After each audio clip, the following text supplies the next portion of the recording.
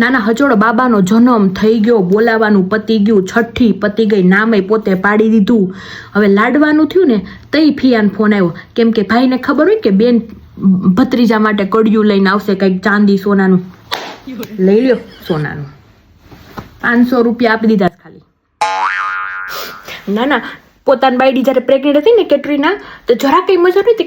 બેન હાલ ને 2 દી રોકાણ, તાર ભાભીને મજા નથી. તો એ બેન બહુ યાદ આવતી. આ નામ પાડવાનું આવ્યું તો ભાઈ કી નહીં, મારી બેન ગામડાની દેશી રહીને તેને ઇંગ્લિશ નામ ન પાડવાનું આવડે. હવે 2 જણાના મોઢામાંથી ભણવું તું ને કે ઇંગ્લિશ નામ પાડવું, તો અમે થોડું ગૂગલમાંથી જોતા. આજે આખું ગામ મને સંભળાવે છે કે ફઈને લાહો નું આપ્યો. લે મારો કેટલો જીવ કળીએ કપાતો હશે.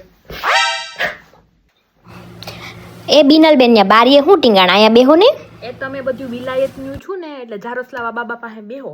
અમે દેશી ગામડાના, અમને નો એવું નામ બોલતાય નો આવડે, કેમ કે અમે પાડ્યું નથી નામ. એની માએ પાડ્યું, એની માય વિદેશી, નામે વિદેશી પાડ્યું.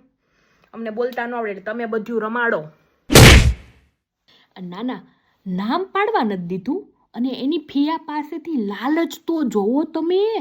એક દી બાબુને કે બાબુ ફિયા લાડવામાં આવશે ને તો તારા માટે કંદોરો લાવશે.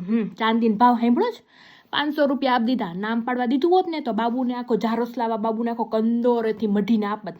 પણ હવે 500 એ ડિઝર્વ નહોતો કરતો. આજે જાહેરમાં હું બધાને કહી દઉં છું કે કાલ સવારે કોઈ પણ કહેશે કે આવું જારોસલાવા બાબુ નામ પાડ્યું, ગૌઢામણાને બોલતા નથી આવડતું, કોઈ છોકરાનું નામ બગાડે, તો આ ફઈનું નામ નહીં આવે. કેમ કે આ ફઈએ એનું નામ પાડ્યું જ નથી. એની માં કેટરીના એના બાપ વિકીએ પાડ્યું છે. આપણે આમાં કાંઈ નહીં. અને હવે આપણે નામ પાડવા નથી દીધું, તો આજથી લઈ અને છેલ્લા શ્વાસ સુધી જારોસલાવા બાબુ આરે મારો કોઈ સંબંધ નથી.